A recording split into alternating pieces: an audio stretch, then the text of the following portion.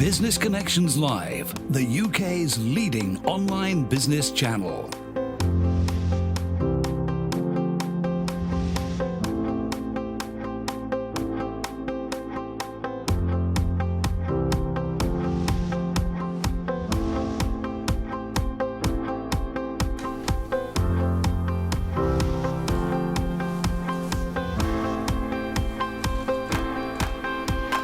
This is Business Connections Live with Steve Hyland.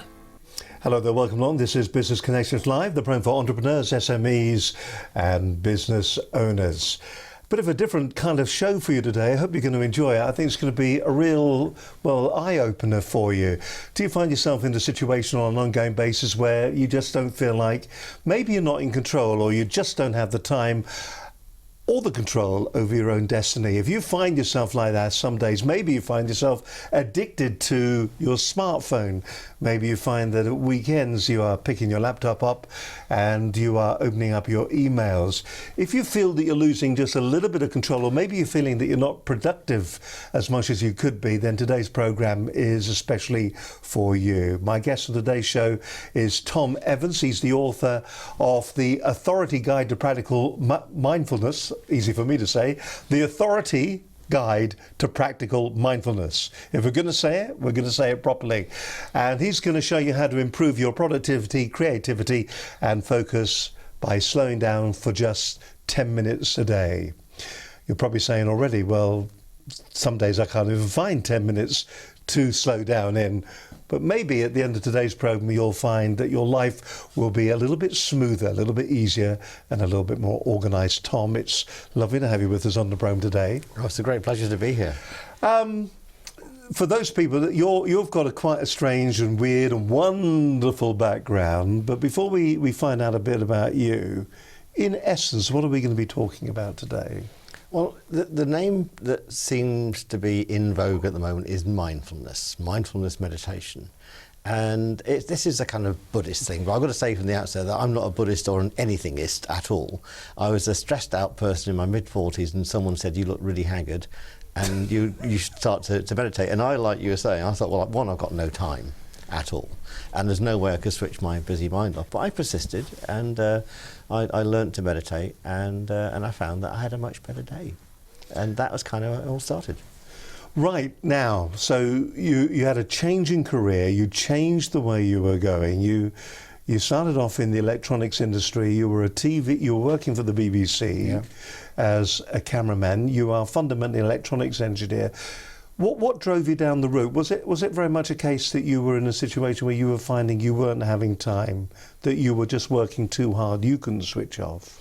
Yeah, it's a classic. One of the classic ways that people discover meditation is that when they're really stressed and really pressured. And I'd actually moved away from the broadcast industry at that time. I moved into the internet industry, and it was sort of mid-90s, and I was working with this company and I said, "We really need to get into TV," and they said, "TV will never happen over the internet." And I said, "It will, like we're doing it right now." And basically I was trying to push water uphill, and I just felt that I wasn't being heard and all that kind of stuff. So it's a typical sort of thing in a corporate environment.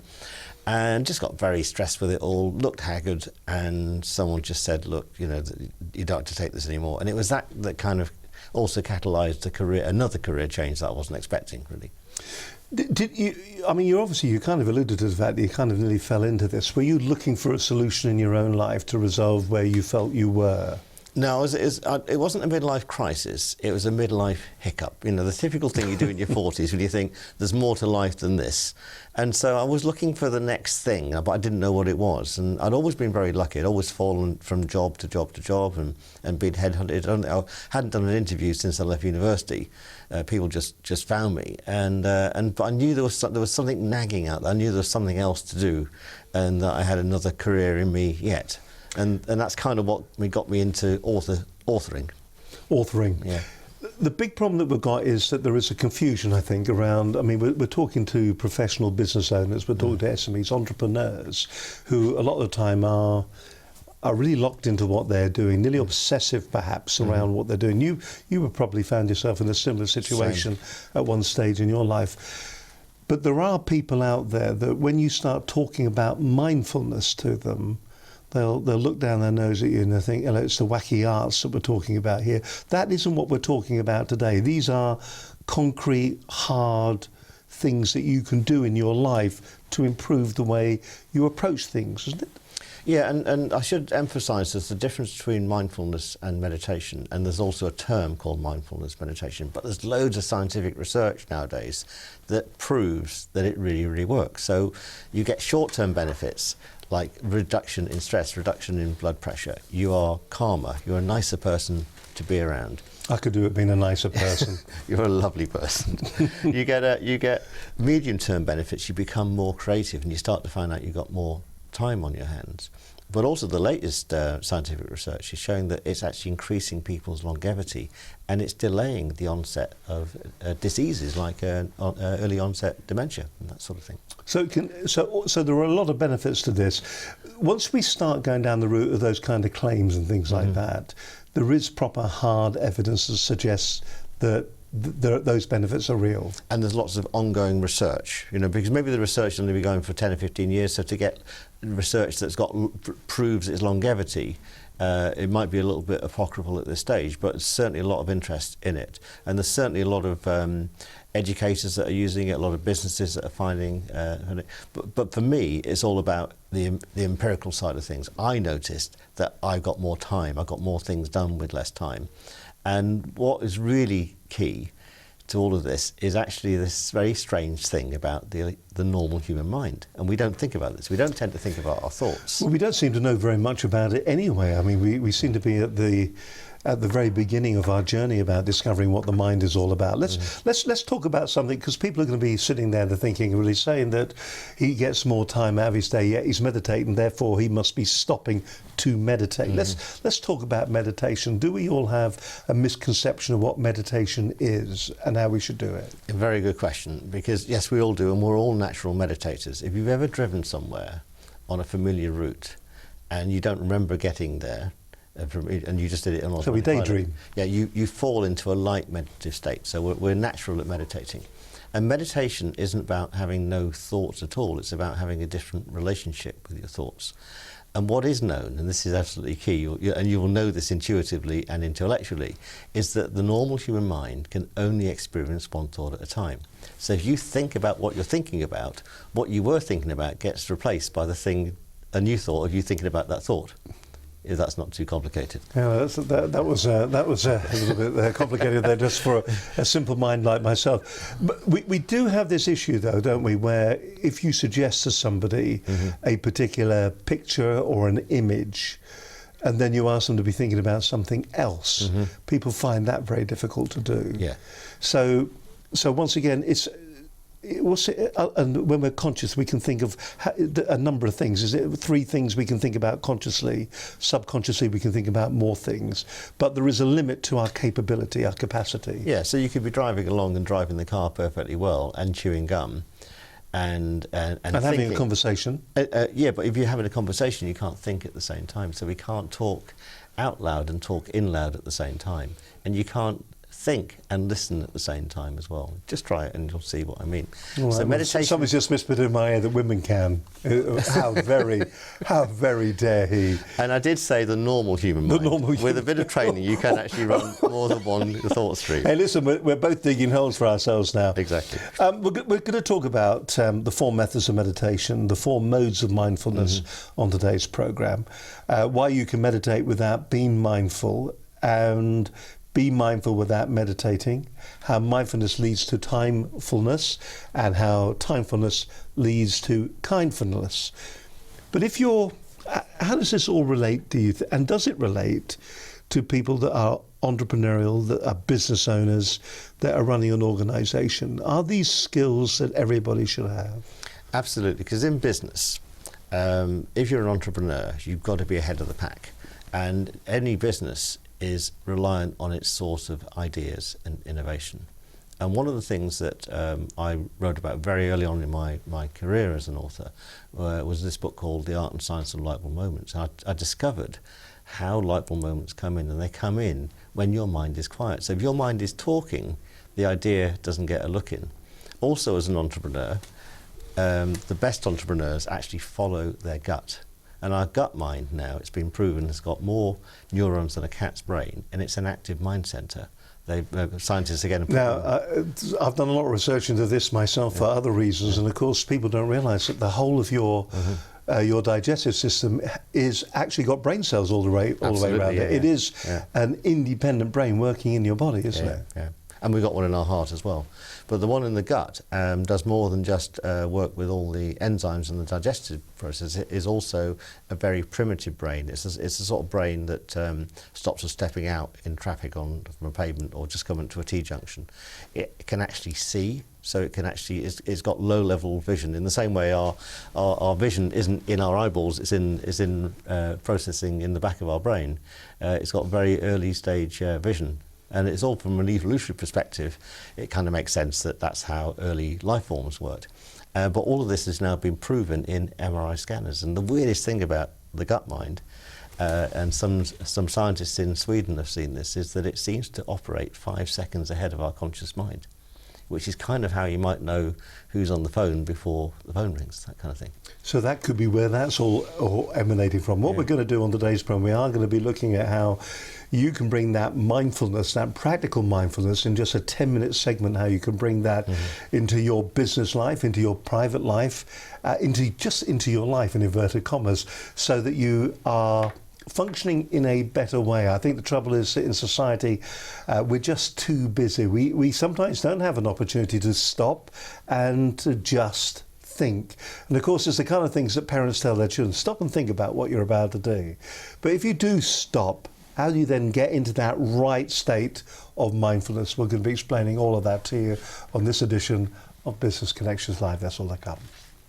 You're watching Business Connections Live. My guest on today's show is Tom Evans. He's the author of, 13 books, and we've just got some of the books here. We've got Managing Time Mindfully, a mind approach to time management, Introduction to Practical Mindfulness.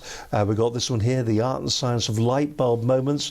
This We Know, from Tom Evans. This We Are, there's another one, there's the This We Are. And the small one, this one here, also available as an audiobook as well, The Authority Guide to Practical Mindfulness, and we'll be talking more about that as the programme progresses today. Now, back to Tom in just a moment. Before we go back to Tom, let's look back at what happened on last week's edition of Business Connections Live. James Potter, the LinkedIn man, he joined us last week. We were talking about all things LinkedIn. By the way, if you haven't got it yet, here's what the new interface looks like on LinkedIn. If we can just have a quick look at that, not too long, mind you, because it is my one, but this is what it looks like now. It's more Facebook styly in the way it is actually working out. It's a nicer layout actually than the old one. It feels more organised, even though I'm still looking to discover where some of the different links are.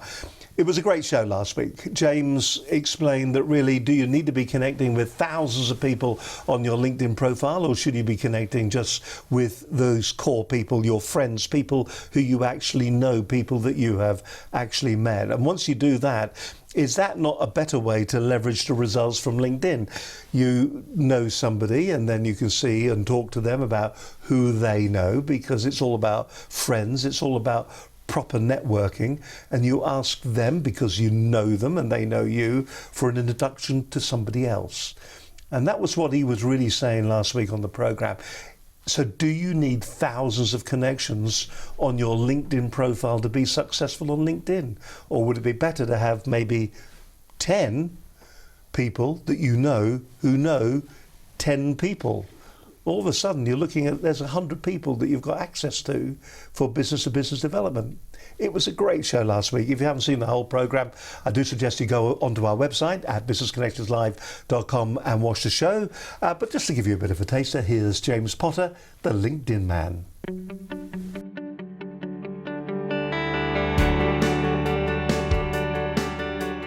You're watching Business Connections Live. It's great to have your company. My guest on today's show is James Potter. He is the LinkedIn man. I think it depends on what social platform you're looking at. For some of them, more connections are better. I'm told that's very much the way on things like Twitter, for example, but I'm not a great Twittery person. On LinkedIn, there's two schools of thought. There is one school of thought that says you connect with lots and lots of people, because then that's more people that will see your message, and it's more people that you can sell your stuff to. The other school of thought is you connect with people that you actually know in real life. So a bit like your traditional networking, when you network with people face to face, half of it is about actually who do they know that they could introduce you to, as opposed to just trying to sell something to the person in front of you. So if I was a slightly sharky user of LinkedIn and I was connected to you, I can identify every CEO, for example, of a limited company within 10 miles of here that plays golf that you're connected to in less than 2 seconds. We all start out doing what we think we should in whatever we're doing, any aspect of business, and LinkedIn is no different. Nobody sets out to do the wrong thing. The trap that people fall into is thinking that all the social channels are the same, therefore more people must be better. The connecting with everybody is a classic. The other one that I see a lot of is people connecting with people that they know and then just completely ignoring them. So then what happens is the people that are connecting with lots and lots of people suck all the data out and then spam it through their method of choice, which will convert a percentage of it, absolutely. I'm the biggest fan of talking to people whichever way works for you, but that conversation is a two-way street. I'm not into shouting out of open windows and seeing who runs after me. That doesn't work for me. The important thing is the effort that you're putting into LinkedIn, is it actually producing the results that you want from it? You know, there is always someone else that has the same skills as you. You know, skills are no longer a differentiating factor. You know, that badge, that logo, that standard, whatever it might be, that's probably not why people like working with you. It is normally the way you do things, your personality, your outlook, your style, your values, the way that people value you. And one of the interesting trends for us, ironically, the people that struggle the most to write about themselves are marketing people. And that's because they never write about themselves. They only ever write about other people. If you think about it, if you're looking at someone's profile on LinkedIn and the first line of their profile is a call to action, get in touch now, give me money, what are you going to do? You're going to start putting barriers up in your mind. You're not going to want to engage with them. You're actually going to start to disengage from them quite quickly. So we're back to that conversation you had before about being human. LinkedIn's most recent research says you are 21 times more likely to be looked at on LinkedIn if you have a photograph. What you've got to imagine is your LinkedIn profile is meeting a potential client across a desk. Because at the end of the day, LinkedIn is just meeting your potential client across their desk. I don't think there is a definitive way. You know, everybody does things differently. They can all get to an outcome. I think it's a very efficient way to do it without investing an awful lot of time, effort or money doing the wrong things. I mean, if we think about all the case studies or the emails we get from clients or the results that clients are getting, then yes, it absolutely works.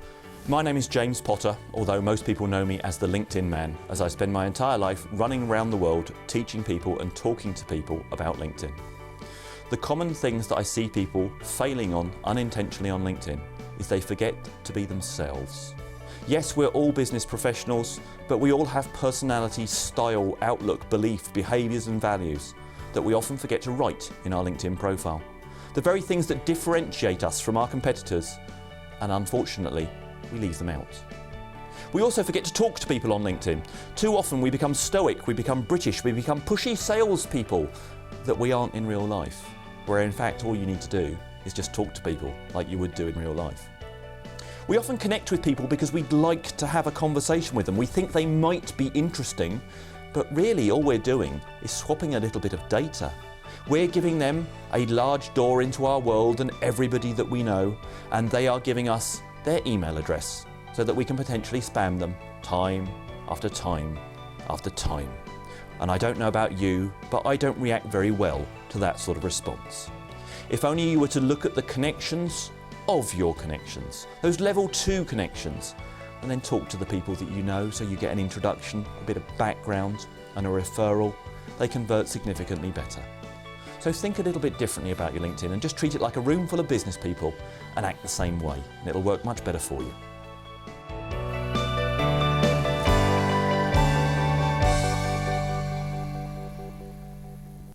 Just a great show. If you get an opportunity, do watch the entire programme. A real fascinating insight into LinkedIn. In fact, there's a whole range of programmes looking at LinkedIn there. In fact, one of your friends as well, Nikki Creel, she's been on. She's talked about the LinkedIn and also the Facebook connection as well. I think if you look at all the programmes and you take from the different shows, the different ways to approach using social media in your business, you'll find all of them very, very useful. It changed my insight last week. Having looked a lot at the way people are using LinkedIn for business development, I think James had a very different view. Really enjoyed the program, and you will as well. So make certain you do check it out. That's James Potter, the LinkedIn man, on last week's edition of Business Connections Live. And don't forget, if you like a program just like this one, if you'd like it branded for your organisation, maybe you're an internal comms specialist or an internal comms manager, and you'd like to get your message out from senior management to the workforce and vice versa as well, well, why don't you get in contact with us here at Business Connections Live? It is dead easy. You can drop us an email if you wish to studio@businessconnectionslive.com. If you want, you can pick the phone up and give us a call. How very dare we? 01784 256 777 is our telephone number, and you can talk to either myself, Steve Hyland, or to Linda Bazant as well. You can follow our stream of consciousness, how apt for today's programme, at BCL Business TV on Twitter. Don't forget, we're also on Facebook as well, on our Facebook page. Lots of interaction on Facebook. Thank you very much indeed. We really appreciate that. And of course, all the programmes are there if you go to our website at businessconnectionslive.com. So it doesn't really matter where you start, you'll always end up there, whether you start on YouTube, on iTunes, on Roku, on Stitcher, on Blueberry, wherever you start off listening to the program, it'll always bring you back to the website, and there's some good information on there. Over 200 hours of free business advice to get your business up and running and to make it more successful on a daily basis. You're watching Business Connections Live. Steve Hyland with you here. We're live on a Monday afternoon. My guest on today's show is Tom Evans. He's the author of The Authority Guide to Practical Mindfulness. And we're talking about those 10 minutes that everybody has in their day where they can improve your productivity, creativity and focus by just slowing down for a moment. And it's strange, it's nearly a contradiction, Tom, isn't it? That you will get more done, you will be more productive by slowing down. It really is a contradiction. It is. It's counterintuitive. When I first did it, I noticed that straight away. On the days that I took 10 minutes out, I had a better day. On the days that I didn't, I had a worse day. As simple as that. And all it is about the human mind and the state that it's in, having this one thought at a time. So you can be thinking about what you're doing right now, the focus of your attention.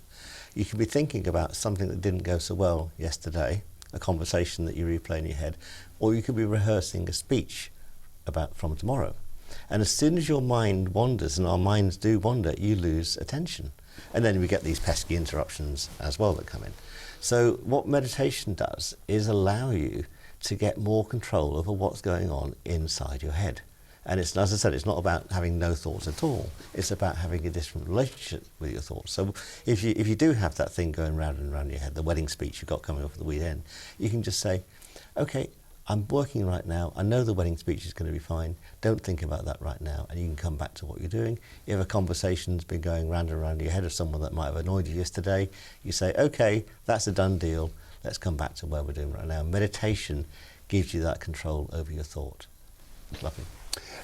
We kind of kicked the program off by saying mindfulness, and we're talking a lot about meditation. Is there a difference between mindfulness and meditation, or are they the same thing? Well, there's three words. There's a phrase which is mindfulness meditation, and that describes the state that you're in when you're meditating. You're being mindful while you're meditating. But you can be mindful without meditating, and you can meditate without being mindful. James was being very mindful about his use of LinkedIn. Don't go scattergun, go focus. That's a very good example of mindful use of thought. You can be mindful about your business, and there's 4 modes of mindfulness. There's the mindfulness of the body, so you'd be mindful about the body of the business. Is it healthy? Are you looking after the body, the structure? You can be mindful about the feelings. Are the employees happy? You can be mindful about the mind of a business. Has it got the right vision? Does it know where it's going? And more importantly, you can be mindful about the way of things. Am I going about things ethically? Am I treating my customers well? Am I looking after my suppliers? Am I looking after my employees? And these 4 modes, which are kind of Buddhist philosophies, work. They're really practical, they work. So mindfulness is about how you go about things. The same applies to your own body, your own feelings, your own vision, and also the way of things that you go about things in your own personal life. But meditation is the mode that allows you to access the mindful state. I hope that makes sense. Yeah. So is there we've talked about it now for nearly 15, 20 minutes. So is there a demonstration, is there a technique that anybody could use to maybe start themselves so they can feel some benefit from what we're talking about? They're in a busy environment, they're working with their teams, they're working with their workforce, or maybe they're working on their own, and sometimes they just can't get that focus that they're looking for, or maybe when they go to sleep at night, or when they're trying to go to sleep at night, they're not being able to achieve that. Is there something that is an initial introduction to it that will show us some benefit? Yeah, well, the most basic form of meditation relies on the breath. In fact, breath is the key to entering the meditative state. And we all have got to breathe anyway, but we're not very mindful about how we breathe. We all breathe with the intercostal muscles around our chest here, and we all breathe very shallowly. Look at a baby breathing, belly's going up and down. So we forget how we can breathe. And there's a very simple technique I can show you, which is you put your hands on your belly just so your fingers just touch, and then you breathe in, so you have to make your fingers part, and then you breathe out about 4 times as long as the in-breath so that they touch again. And if you just do that for 5, 7, 9 times at the start of every day, that's kind of enough. If you haven't got 10 minutes to do maybe a formal meditation, and by the way, meditation isn't formal in my book anyway, it can be walking your park, can be a meditation for 10 minutes, that's also counts. But that's a very simple thing to do. It's also something which you can do if someone makes you angry. Just take a few deep belly breaths, and the guide is fingers touching, breathe in so they part, then breathe out so they touch again. You'll find it will calm things down, but it also slows time down as well. So time starts to take on a different squidgy, ethereal quality when we take control of our breath like that. Is that a technique that can be used for people that find themselves maybe not being able to sleep or not being able to switch off, or is it a different technique that you would use for that? It's interesting because talking about the breathing, my smartphone watch, my iWatch, other watches are available of course, but the but the iPhone watch, actually the latest version of it, does every so often it'll vibrate on my arm and go, time to breathe. Yeah. And I do find that quite relaxing, and it's a distraction because what it's doing, it buzzes as you're breathing in, and then you breathe out. And of course, you were saying earlier on that we can only really be thinking or consciously thinking about one thing at a time. And in this particular case, you're thinking about the breathing. Yes. So is that really what we're saying here when is the distraction the fact that your fingers are touching as you breathe in, they separate, and that's the focus of the attention? Exactly. You focus on the in-breath, so you can't focus on anything else. You focus on the out-breath, so you can't focus on anything else. You also, some more advanced techniques where you focus on the still point between the in and out and the out and the in. And then there's loads of other inventive breathing techniques. I do one where you put your finger on one nostril and you breathe in through the left nostril, energises the right brain. Switch over, breathe through the right nostril, energises the left brain. Brilliant before any creative task. And as this ex-engineer, when I discovered this is what the breath can do when it connects with the concept of ideas, I started coming up with loads and loads of ways of using the breath to stir up ideas, to get still. I've got a lovely meditation called The Perfect Way to Go to Sleep that uses nothing but breathing. And can you explain that a little bit to us? Is that allowed? Yeah, absolutely. Now, we must point out, if you are listening to this on a podcast, if you're driving, do not do anything we're about to say. Listen to what we're saying and then try it when you get home. But just if you are driving at the moment, we do suggest you to, or using heavy machinery. If you're using heavy machinery, do not be doing any of this right now. But just give us an example of how we do So, that. example of that. If you're lying down at night, and your mind is going round and round in your head, you start with this breathing technique where you put your hands on your belly and you just allow yourself to breathe in and out. And I've got a meditation that does exactly this. Most of my most popular meditations are free. It's such a gift to me that I got approached by a meditation app about 18 months ago called Insight Timer, and on there I've got this meditation called The Perfect Way to Go to Sleep. And what's weird about the meditations on that app is the ones that get the most listens are the ones about people going to sleep. So insomnia, not being able to get to sleep, is a big endemic now in this 24/7 society. So anyway, so the meditation starts with this breathing technique, and then what happens is I then say, right, now imagine a big hand has gone under your back, and a big hand is onto the top of your belly, and the hands are doing the breathing for you, like that. Like an accordion. Exactly like that, like breathing like a baby, and people just zonk out completely to this, which is why you shouldn't do it when you're driving. Yeah, you don't do that. Don't be lying down in the car while you're going along, because that squeezing your belly, that could truly be a bad thing. All right, so that's a practical exercise then for trying to get to sleep. When we bring this back to business, so you know 10 minutes a day is what we're talking about of this mindful meditation. Yeah. So we've done the breathing exercises. Is there another step in this? Can we go further down the route of this internal relaxation, this switching off, this disconnect, to give ourselves time to be aware of our surroundings and to think well? Well, there's three other techniques, and they're all kind of interchangeable. And if you listen to some of my meditations and meditations from other people, they mix and match them. The other meditation technique is a mantra. So you meditate on a sound. Classically, it'd be something like an om, but I bring everything into the English language. So I've got a mantra called "Be Calm," and you say "be" on the in-breath internally, and you say "calm" on the out-breath. Be calm. And if you just do that, and you combine that with the breathing if you like as well, it calms you down. The other method of meditation is to meditate on a thing, which is an object, like a candle or spot on the wall. And I've got another meditation that does that when you combine it with a nostril breathing, and you get into the meditative state with your eyes open, with both your left and right hemispheres engaged, and you end up in this state called the whole brain state, which is fantastic. So that's an eyes open meditation. But the best meditation, the deepest meditation, and this has a massive impact for entrepreneurs, is meditating on thought itself.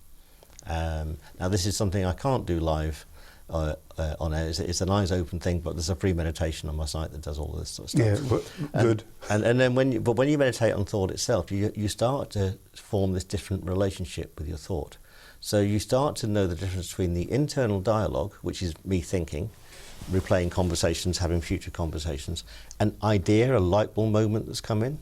I told you before that when I came up, when I was a camera technician, I came up with this way of stopping flicker on TV cameras pointing at computer screens. That was a light bulb moment. I didn't know I was having them then, but I wrote a book about it later to explain what happened. The light bulb moment comes in less than a second. You see the whole vision, gets you really excited. If you're Archimedes, you shout Eureka and this sort of stuff. And so that thought has got a different quality from the thought that you're having internally, and also the thoughts from your gut. Is that a good decision? Yes or no? The thought from the heart mind, do I fall in love with this idea? Am I cold about it? Am I lukewarm about it? These thought forms get overlaid by our very loud internal dialogue. And when you calm the mind, you start to hear these other signals. And one of the things I say in the book is that when you get your head, your heart and your gut in alignment, you become unstoppable. When you go and you talk to businesses about this, do you meet with resistance to it? Do people think, oh, it's just a bit scatty, a bit off the wall? Do you come up against resistance from people when you're saying it's about being mindful of your surroundings, it's about being mindful about your body, and by doing that, it allows you the opportunity to be mindful about life around you? It depends. If I'm just talking about it, then there can be some resistance. If I'm allowed to do a talk where I can do a 10-minute live meditation, the resistance completely vaporizes. People feel calmer. And one of the things I advocate is if I'm ever doing a talk, let me have the slot just after lunchtime when people tend to fall asleep anyway, and we induce a very light daydream. And then everyone's recharged for the rest of the day, and then they see the benefit of it. The idea of this power nap, so don't just meditate in the morning. Meditate for 5 or 10 minutes in the afternoon. And if businesses were more open to all of this stuff, not that you want to get the whole workforce meditating at the same time, but allowing people just to take some downtime is really important. And I find that once people experience it, because it is experiential, you can't just read about it. Once they experience it, then they see the point of it. And which is why the latest book, it's got 10 chapters, and it's also got 10 10-minute meditations. So you don't just read about the theory, you actually experience it. And that's the difference. Well, listen, we'll come back and we'll talk a little bit more about this. If you're thinking to yourself, actually, there's also something very calming about your voice as well, which is really nice too. So what we'll do is we'll take a calming break for just a few moments, and we'll come back and we'll talk to Tom Evans, author of The Authority Guide to Practical Mindfulness, and also how you can apply for just 10 minutes a day, how you can just step back from the realities of life and allow yourself to maybe improve on your own performance by using mindful meditation. That's all to come on this edition of Business Connections Live. As always, it's great to have you with us. We are live on a Monday afternoon. My guest is Tom Evans. He is an author, 13 books. Where does he find the time to write all these individual books? This is the one that you'll find all of them actually on Amazon, won't you? Yeah. We've got this one here, The Authority Guide to Practical Mindfulness. This is the one you were talking about that's got all the individual meditations in it. Focusing the retention of your attention. The thing about the books, you call them a commuter read, which I thought was an interesting expression. But how long did it take you to write the book? That particular book was a week. You see, there are a lot of people who wouldn't be able to get a single page out, would they, in 7 days? There's a whole range of books that Tom does, but maybe that's the one you should be looking at. It's also available as an audiobook as well. That's right, and the meditations are embedded in the audiobook. Yeah. Which is really interesting. Yeah. Just if you are listening to it, you shouldn't be driving and doing meditation. Absolutely not. That is a bad thing. You're watching Business Connections Live. Let's look back at another program that we had. We're going to be talking about goal setting, and it kind of nearly ties in with what we're talking about here. The Ultimate Guide to Goal Setting, that was Business Connections Live program 154. It went out last October, in fact. Ben Chai joined me in the studio, and he revealed the components of successful goal setting, the mistakes that many make in goal setting, the self-sabotage. We're kind of talking about these inner voices that we all hear. You can't do that. Don't phone them. They don't want to talk to you. And how self-sabotage works and how to ensure every day brings you closer to your goals. It was a great show, like all of them actually. And to give you a bit of a reminder, here's Ben Chai. I've run a lot of businesses that have sold and in different industries, in security, in tech, in education, training, and property. The things that I would like people to remember most is, one, create a bucket list of everything you want to do. Choose the top one. If you haven't read all my articles on how to divide them, just choose one in that list, the one that you really want to achieve. Then break it down, chunk it down into little achievable components. Yes, that will create help you create a specific time scale for you. Do one thing a day, every day, in your list of things in your life that helps you move closer to your goal, and then have a great support team. Sideline anybody who doesn't support you, and just embrace all the people who just want, every time you do a success, they're saying, yes, great, let's go celebrate, let's go to the pub, let's have a cup of coffee, let's have a piece of cake, whatever. Have them in your life, because they are the team that you will bounce off when you're, and I promise you, this is a sport and you'll have down times and you'll be feeling terrible. Those guys will support you and help you move on. Have some kind of education, coaching, whatever person in your life to keep you on track.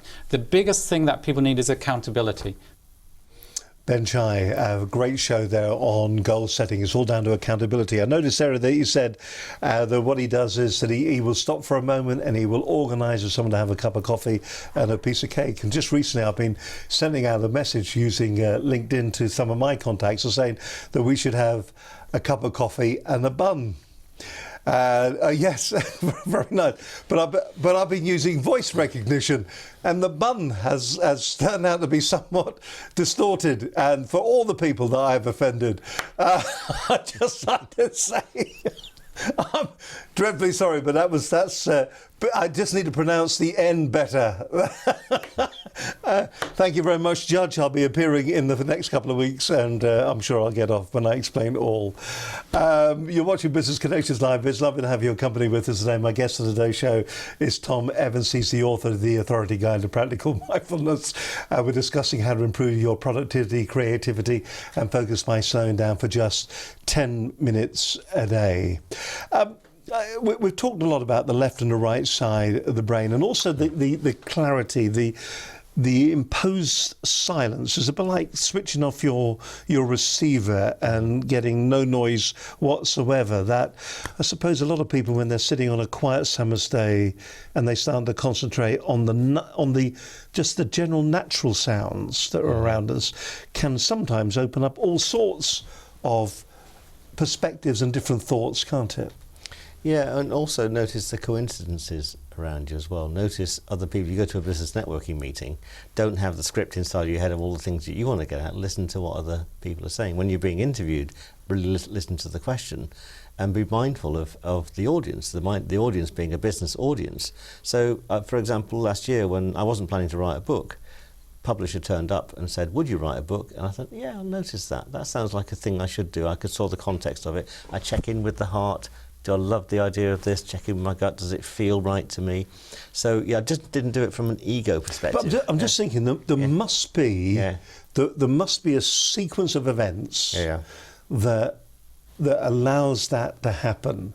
Otherwise, it sounds like magic, and that's not what we're talking about. We're not talking about wishy-washy techniques here. We're talking about real things that make a difference, aren't we? Yeah. So, by clearing your mind, it allows you to be more open to suggestions, and to be maybe more focused on the things that are important. Is that? Yeah, and to have some goals. So I have some goals, and one of my goals is to get the whole world meditating one person at a time, because that creates a calmer world for us to be in. And so I can think of one person that should be doing that right now. Exactly. And we all want to get on in this world and make it a nicer place to be. And so that's my very lofty goal. And so I notice things that aid me in that goal, and I'm open to allowing these things to come in, very much as we're saying in that goal setting. Let's talk a little bit about the left and right side or hemisphere of the brain. We hear a lot about that when they're doing research on TV, the very scientific way. We're talking more of I hesitate using the word mystical. That's the only word that's come to my head at the moment. But the way we use our brain, the fact that we've got creativity on one side of our brain, we've got the practical daily things that we do, the mechanical movements on the other side, artistic one way, defined methods of structure on the other side. Can you meditate the different sides of the brain? And is it an important thing to do? You can move your consciousness to your big toe if you like. So you can move your awareness to any part of your body. If you're a guitarist, then the awareness is in the fingers, so our awareness can move around. But the left and right brain myth about logical on one side, the left side, and creative on the other side is just a myth. It came around in the 70s. There was a guy called Roger Sperry. It's just a myth. It's just a myth. Yeah, it's not. It's a good approximation, but it's not quite how it works. And what used to happen with this research is you look at someone who had a stroke or some sort of damage, and then you can say, that bit's now not working because of that. And that's how they discovered that motor functions are cross-wired. So our right side of the brain controls the left side, and the left side controls the right side of the body. That isn't a myth. That's actually true. What they can do now with people is they can get a healthy person and they can anaesthetise a bit or a whole of the brain and actually ask that person how they're feeling. And it's still an approximation, but a better approximation about how the left and right brain works is that the left brain processes learnt responses and the right brain looks for the new. And it looks like the left brain sits inside space and time and the right brain sits everywhere and every when else.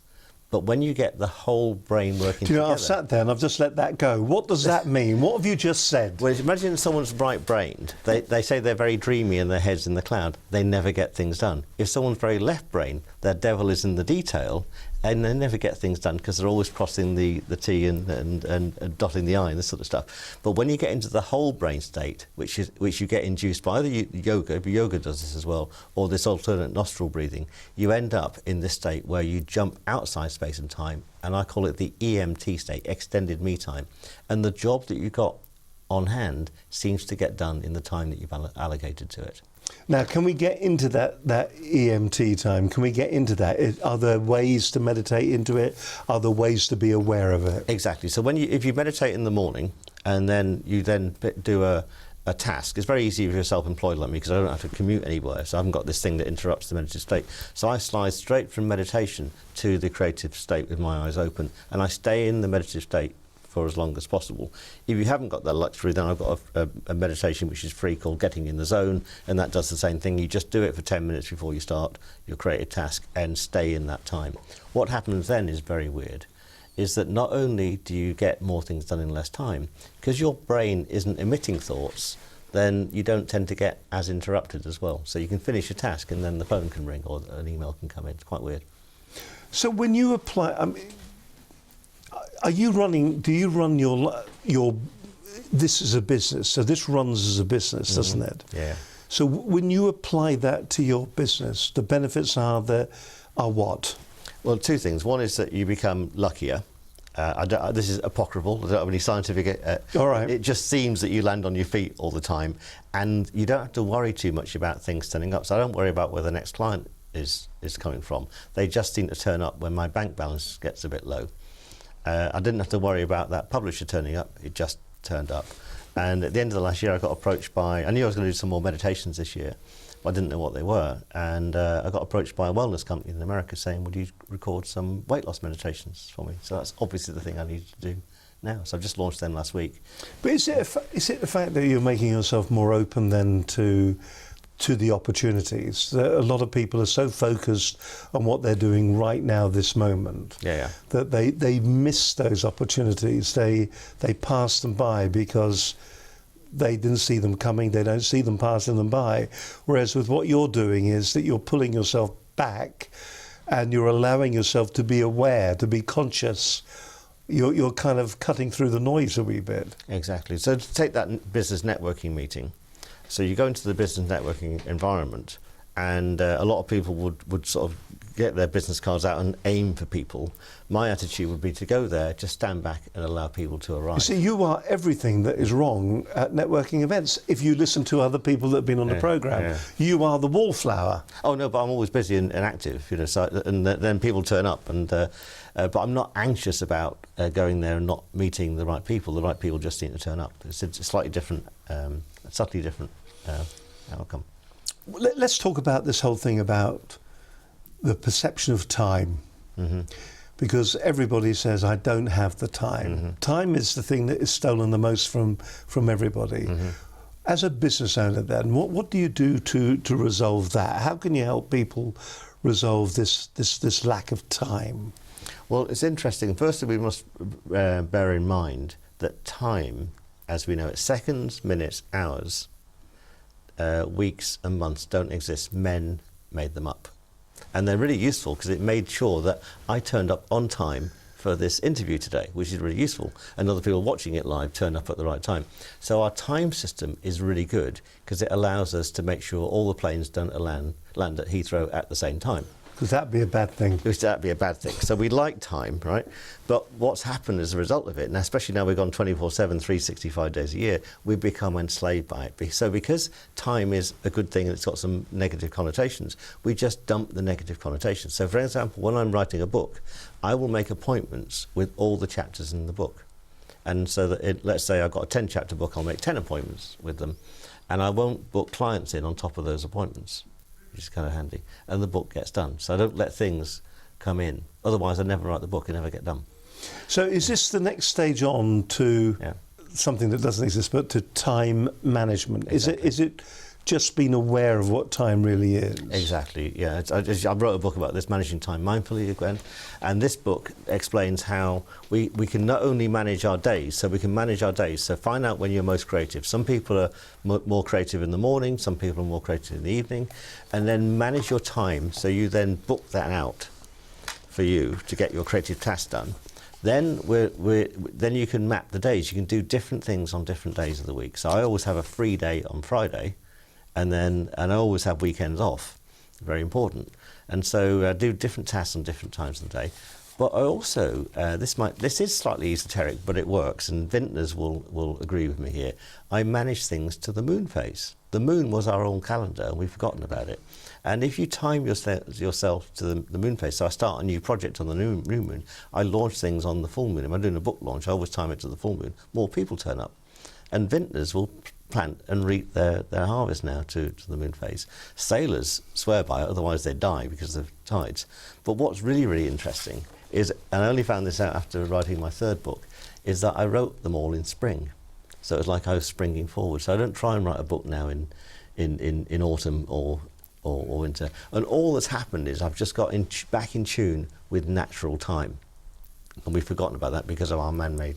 And it's interesting because there are a number of organisations that are out there that are looking all the time. We hear all the time, he says, at time management systems that are out there. And of course, they too they're trying to regulate or to put into some form of a pattern the way time is used. And what you're saying is there is a natural rhythm to time that we could all benefit from. Listen, it's a fascinating program. If you do have issues when it comes to controlling and organising your time, let me just show you the book, by the way, and also the different chapters. It kind of highlights what's going on there. The book's called Managing Time Mindfully. A mindful approach to time management. The chapters include what does the time, where does the time go, when time began, the hands of time, two minds of time, a whole mind time, stretching time, me time. How often do you have any me time in your life? Natural time, just in time. And a real fascinating read. If you want to get hold of your copy of the book, Tom Evans' Practical Mindfulness, Book 1, Managing Time Mindfully. In fact, all the books are really, really good. 13 books in total, all of them written in the spring. Yeah, and if you don't have enough time, that's available as an audiobook as well, so you can listen to it while so you can listen to it. There's no meditation actually in there, I would hope. Yeah, but they're at the end, and you can just at the very end. Yeah. So, you know, take it out of the cassette player or the CD player before you get to the end. Great books. There'll be links on the website of Business Connections Live if you want to get your hands on any of these. They're all available on Amazon, aren't they? Yeah. So they're all available on Amazon, and also there are audio books available as well. You're watching Business Connections Live. Great to have your company with us today. Now, don't forget, don't be starting that clock just yet, because what I just want to remind you of is I am after you to leave a positive review about all the programs and to go along to our iTunes page, please, if you don't mind. If you go along there, all you've got to do is just leave a review. Click on the link that says View in iTunes. There you go. That'll bring you to your iTunes player or your page. Then put down ratings and reviews. Click on that. There you go. That'll take you then to the review page. Write a review. I thought Tom was great, Steve was average, but I'm going to give them the pair of them 5 stars. And that'd be a big help for us. Some huge download numbers when it comes to iTunes at the moment. And by you leaving a review, it benefits other people, because if you're finding it useful, then they will find the programs useful as well. And your recommendation will help point them in the right direction. So our thanks if you are downloading on iTunes, and we hope you enjoyed the program.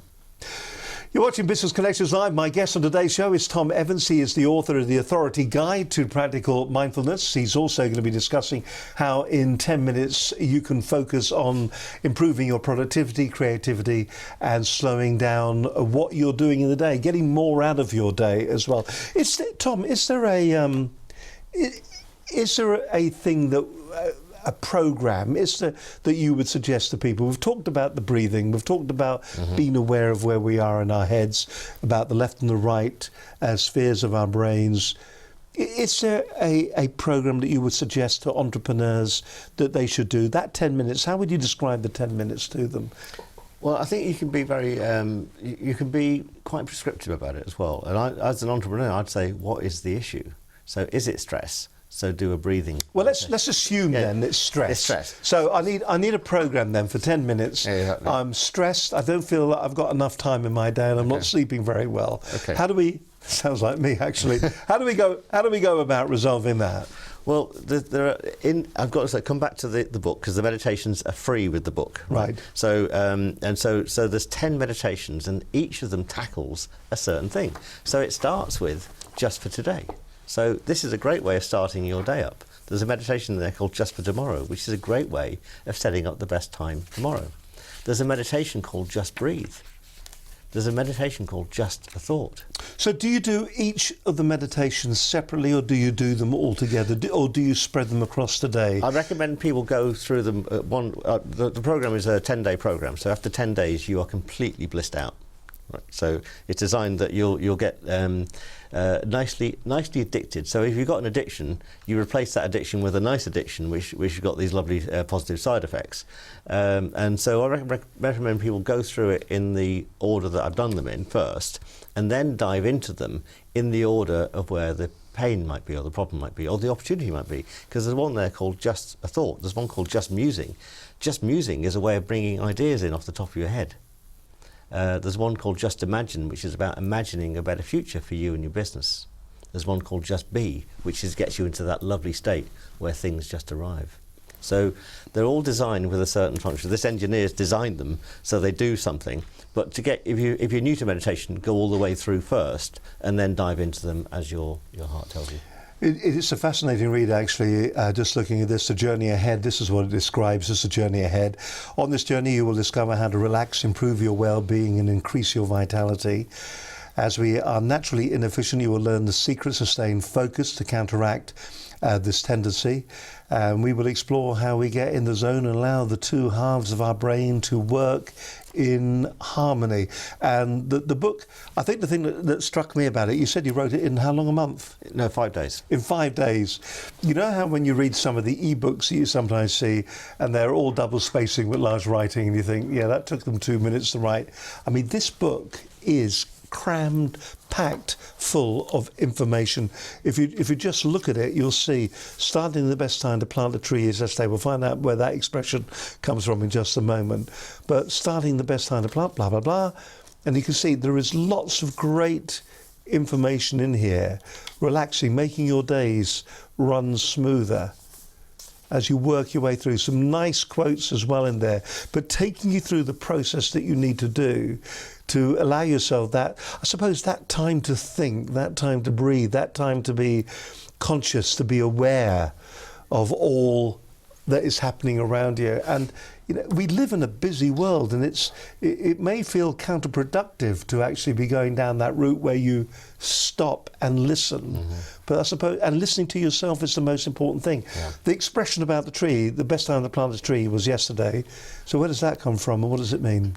Well, it's an old phrase, which is the best time to plant a tree is yesterday and the second best time is today, and the same is true of meditation. So the best time to start something new is yesterday, but the second best time is start today. It now. And the worst time to start is tomorrow, or the day after tomorrow, or the day after that, because then you never start it.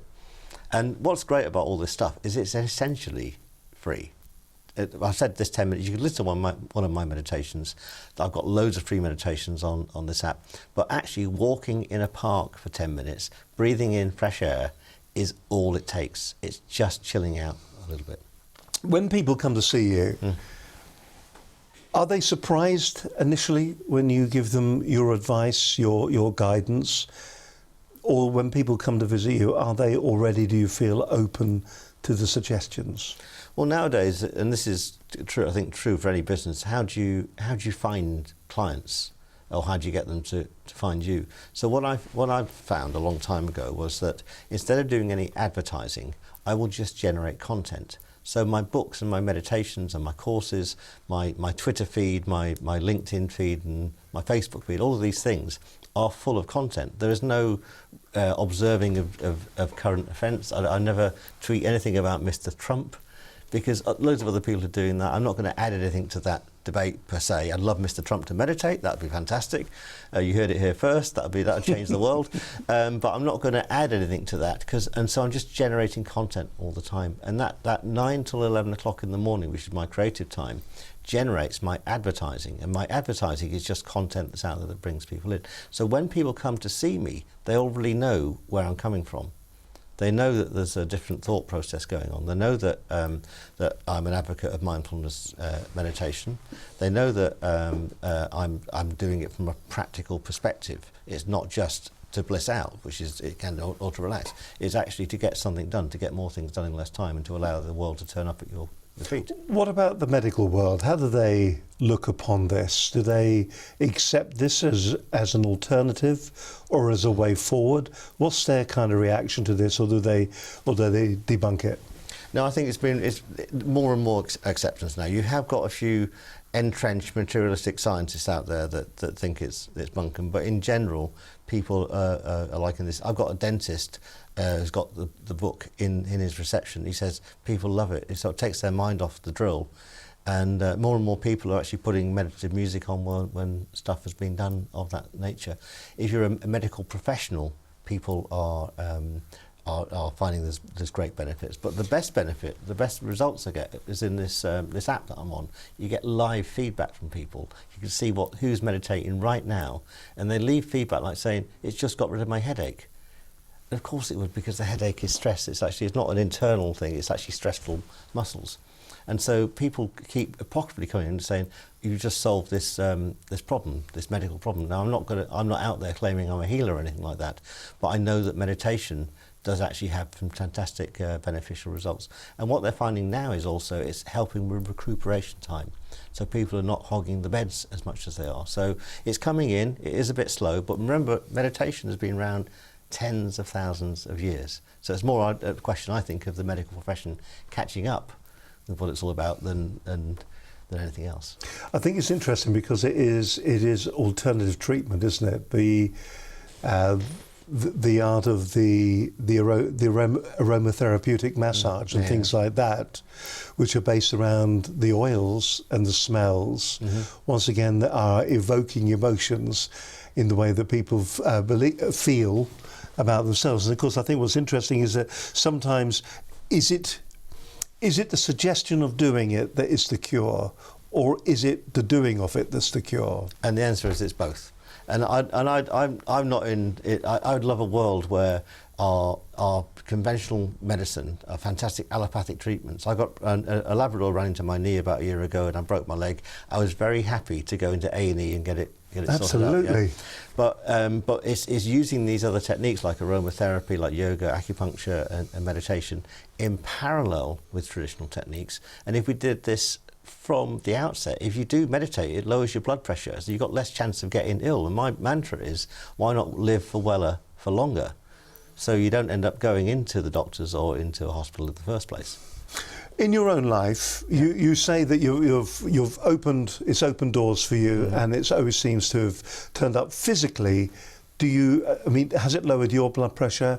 Has it allowed you to sleep? Has it stopped an addiction? I mean, what's it done for you? It's done all of those things, yeah. So my blood pressure was high. It's lower. I remember I live in the countryside. I've got 2 great dogs, so I'm out walking every day. So my weight is maintained. I'm not stressed at all. And also, one of the great things about a business leader meditating is if you are calm, all the people around you will be calm too, especially if chaos is around you. So I tend to be that voice of reason, that voice of calm. And of course I have stressful things going on in my life, but in general it just helps me personally manage things. Listen, it's been a different programme after weeks of looking at LinkedIn and all the technology that is out there, to just stop for a moment and to have a look at ourselves and to start thinking about how we should go about meditating. It's been a fascinating insight. We always invite our guests to look straight down camera number 1 at the end of the programme, to say who they are, where they're from, and also to give us the key takeaways that we should remember that we can apply within our life and our businesses. So the airwaves, Tom, are all yours. Straight down camera number 1. If you look straight down that camera, take it away. Well, I have to say that I gave this no thought at all, which is brilliant. So I didn't waste any time thinking about what I was going to say. And I want to give you a takeaway which is designed for business people to always make the right decision. So if you've got a decision to be faced, what you do is you ask your gut, does it think it's a good idea? Does it give it a green light or a red light? If it gives it a green light, then go ahead. and move on to your heart, which I'll explain in a minute. If it gives it a red light, ask what has to change so you would like that idea, and you could give it a green light. Then you move up to your heart and you ask your heart about this idea. Is it cold? Is it lukewarm? Is it hot, or is it boiling hot? And if it's cold or lukewarm, ask again what has to change so you could fall in love with it. When you get a green light from your gut and your heart is either warm or boiling about the idea, you move to your head. Then in your head, you ask your left brain, has it got enough detail? If it hasn't, what detail do you need to know? And in your right brain, you ask, have you got the whole vision for the idea? Once you're armed with all of this stuff, you know about this idea, you've got all the detail you need, move ahead with gusto, knowing you've made a fantastic decision.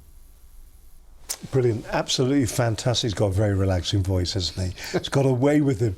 Listen, it's been absolutely fascinating hour. Thank you very much. If you just want to find out and have a look at Tom's website, you can go to tomevans.co. Actually, that's a strange old website, .co. I couldn't afford the M on the .com. You couldn't afford the M on the... Too expensive. So tomevans.co is where you'll go. There are... we've got this video on the front of it. What's that video all about? This is Authority Club's Tips on Practical Mindfulness. What's that about? Well, that's me being interviewed by Sue Richardson, the publisher. I have to say that book only looks so good, not because I wrote it, but also there's a fantastic team that made it look that good too. So yeah, they interview all the authors, and I got interviewed by Sue. And there you can find out details about the book as well, The Authoritative Guide to Practical Mindfulness. Read or listen to the book, and you can see that it's all available in all the different formats. And you can see there what's in the book, what it's talking about, everything there from starting, relaxing, focusing, creating, innovating, timing, allowing, collaborating, lovingness, and also ending as well. All the contact details are there, of course, if you want to go along to Tom. You can find out more about his workshops, also his blogs and his courses as well.